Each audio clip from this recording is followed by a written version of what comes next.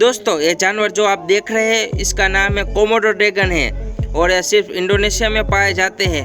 Komodo के दांत shark से भी ज्यादा ताकतवर होते हैं और इनकी लार में इतना खतरनाक जहर होता है कि कुछ ही मिनटों में इंसान के ब्लड को फ्रीज कर सकते हैं और ये 8 किलोमीटर दूर से ही अपने शिकार को सूंघ लेते हैं। वैसे तो ये जानवरों का शिकार करते हैं, लेकिन जब इनको कोई जानवर नहीं दिखता तो ये इंसानों का भी शिकार कर लेते हैं। अगर आपको कभी इनसे सामना हो तो आपको तेज आवाज करके भागना नहीं है, क्योंकि तेज आवाज से ये डरते हैं और उसको अपना शिकार बनाने के लिए भागते हैं उसके पीछे। आपको बता दें कोमोडो ड्रैगन हम लुप्त होते जा रहे हैं, इसकी आबादी बहुत ही कम बची है। तो क्या नाचो मैं?